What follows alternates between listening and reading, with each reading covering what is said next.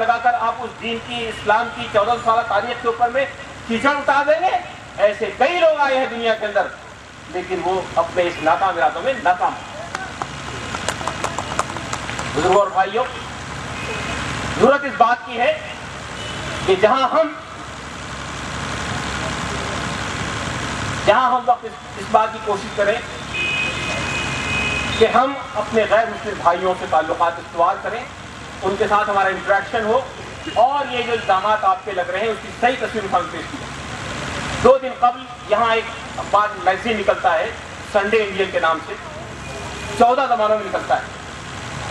उसके editorial board की तरफ से मुझे दावत मिली थी कि हम कुछ मामला में आपसे गुफ्तगू करना चाहते हैं। मैं ये समझा कि शायद चंद 4-5 लोग साथ में कोई नशिस्त होगी। मैं जब वहाँ गया तो 14 मैगजीन के जो एडिटोरियल स्टाफ था वो पूरा का पूरा वहाँ मौजूद था। 30-40 लड़के, 30-40 नौजवान लड़के लड़कियां, बुजुर्ग लोग मौजूद, और बहस का मौजूद यही था कि मुसलमान आतंकवाद के रास्ते में क्यों चल पड़ा। 2 घंटे का प्रोग्राम हुआ और 2 घंटे के प्रोग्राम बाद उन्होंने कहा आज हमारी आंखें खुल गई। मैंने एक एक बात को बहुत तफसील से बगैर अल्फाज को चबाए हुए साफ साफ तराजू में पेश करने की कोशिश की। अगर हम ये मान लें कि मुसलमान आतंकवाद का रास्ते चल पड़ा है तो उसके मोहलिकात क्या है ये बताइए मुझे। पागल कुत्ते ने काट दिया, अपना सब काम छोड़ के इस रास्ते चल पड़ा है, कोई वजह तो होगी, क्या वजह? और फिर ये कि जो इल्जामात आयद किए जा रहे हैं उसके सिलसिले में क्या सबूत है। मैंने एक एक केस को उनके सामने पेश करने की कोशिश की और जितने बड़े बड़े केसेस, 2 बातें 2 वाकयात कह के मैं अपनी बात खत्म कर दूंगा, इसलिए कि और भी मुकर्रिरीन को बोलना है। और मैं आपको बताना चाहता हूं, आप इससे इस आतंकवाद की थ्योरी की हकीकत समझ सकते हैं। आपको मालूम होना चाहिए कि अहमदाबाद में जब बम ब्लास्ट हुआ और सूरत के पेड़ों के ऊपर भी बम उगाए, तो उसके बाद दिल्ली में बीजेपी के आला सतही ओहदेदारों की एक मीटिंग अडवाणी जी के घर पर हुई और उससे कुछ दिन पहले आपको मालूम है वो पार्लियामेंट के अंदर वो नो कॉन्फिडेंस मोशन की तहरीक हुई थी जिसके अंदर वो रिश्वत के मामला चले थे न्यूक्लियर डील पर।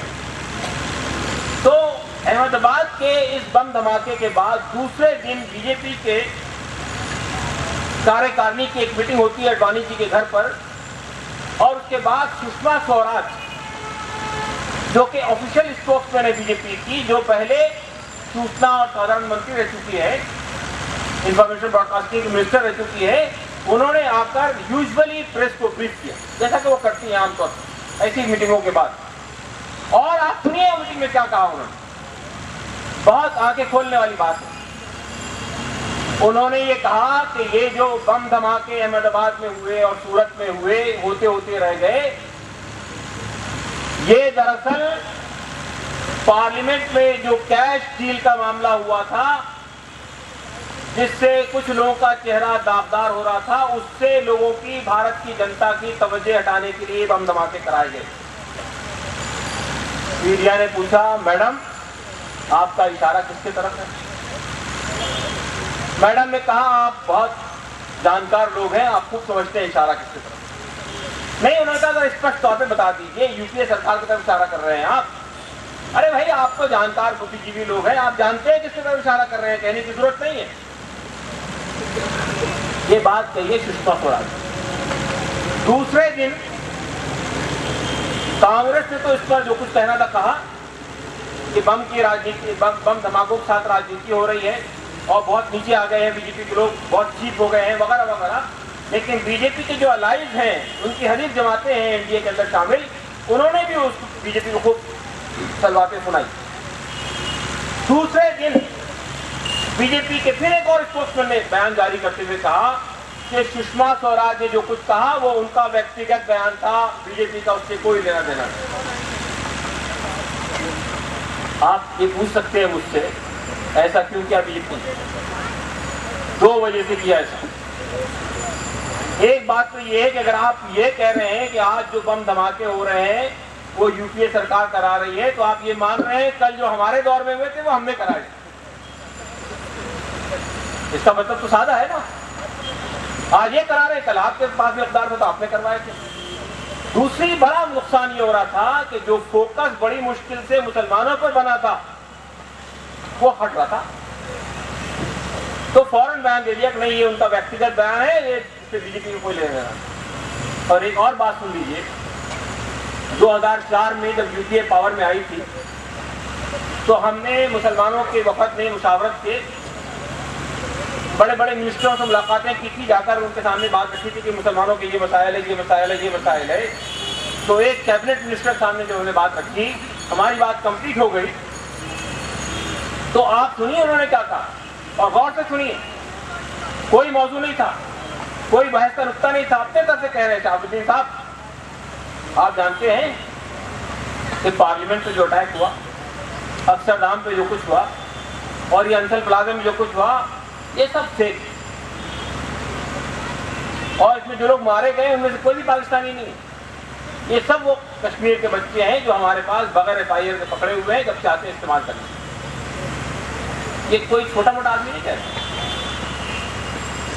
तो मैं आपको सिर्फ ये बताना चाहता हूँ कि इन वाक़यात की तह में जाइए और इसके वाक़यात के तह में छुपी हुई साजिश को पहचानिए और इस साजिश को नाकाम बनाने के लिए इस चुनौती को कबूल कीजिए, इस चैलेंज को कबूल कीजिए कि हम इस देश को तबाह बर्बाद नहीं होने देंगे। ये हमारा देश है, हमारा मुल्क, हम अपने मुल्क की सूरत को बिगड़ने नहीं देंगे। और बाहर के जो ममालिक ने हवसनाक निगाहें लगा रखी है हमारे मुल्क पर, हमारे मुल्क के वसाइल पर, हमारे मुल्क के सोशल फैब्रिक पर, हम उनको नाकाम बना देंगे और उनके नापाक इरादों को नाकाम बना देंगे। और उनके जो आलाकार हैं, उनके जो कठपुतलियां यहाँ काम कर रही हैं, उनके इरादों को भी इंशाअल्लाह नाकाम बना देंगे। अस्सलाम वालेकुम हज़रात, अभी हमारा ज़माना SMS का ज़माना है। एक SMS अभी मिली है, वो मैं ज़रा पढ़ के सुनाता हूँ। 3 ways to catch a tiger। Tiger को पकड़ने का 3 तरीका। एक Newton method, let tiger to catch you, every action has equal and opposite reaction, you can catch tiger. Second, Einstein method, run opposite direction to tiger. According to theory of relativity, tiger will run fast and get tired, so then you will be able to catch it. 3 and last, according to most efficient police method, catch a cat and torture till it agrees that it is a tiger। एक बिल्ली को पकड़ना और इसको अच्छे तरह मारना ताकि वो लास्ट एडमिट करे मैं एक टाइगर हूँ। उसी तरह एक तीसरा भी नया एफिशिएंट तरीका है।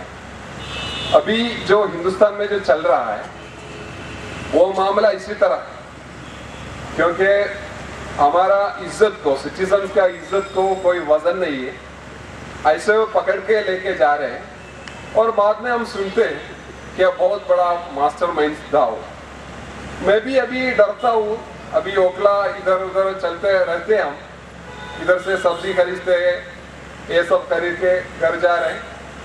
पता नहीं कभी बन जाएगा ये एक मास्टरमाइंड, क्योंकि मेरा ये बदन भी ऐसा है, बहुत लंबा है, दाढ़ी भी है, काला कपड़ा पहना है, एक पोटेंशियल टेररिस्ट का सब कुछ है। लेकिन एक चीज और है, अभी जो बियर्डेड टेररिज्म का वो जमाना गुजर गया, दाढ़ी वाला टेररिज्म का जमाना गुजर गया। अभी तो टेररिज्म का मतलब ये है एक बियर्डलेस, दाढ़ी नहीं, बगैर दाढ़ी, एक LKG UKG किडिंग का नाम है अभी टेररिज्म। तो जो पकड़ रहे हैं वो तो मूछी भी नहीं, दाढ़ी भी नहीं, बहुत LKG UKG साल के लड़कों को पकड़ के बाद में बता रहे हैं ये बहुत बड़ा मास्टरमाइंड था। फिर भी हम सुन रहे मास्टरमाइंड को पकड़ गया, सारे जो इसी तरह जो बड़े बड़े लोगों को पकड़ लिया, फिर भी धमाके की आवाज सुन रहे इधर से उधर से उधर से। सवाल है फिर कौन कर रहे हैं ये पूरा धमाके? पूरा मास्टरमाइंड अभी जेल में है, कोई मास्टरमाइंड बाहर नहीं। फिर भी हम सुन रहे हैं धमाके की आवाज, इधर से उधर से हर जगह से ये आवाज सुनते हैं। हमारा सवाल ये है, क्योंकि सलमान खुर्शीदा में सिखाया 2 दिन पहले, सवाल करना हमारे हक है। कांग्रेस के सामने खड़े होके हिंदू में एक अच्छा इंटरव्यू दे दिया। इंटरव्यू का टाइटल भी ऐसा था, to raise question is our right. सवाल करना हमारा हक है, वो कांग्रेस में हम करेंगे। ये पूरा सवाल है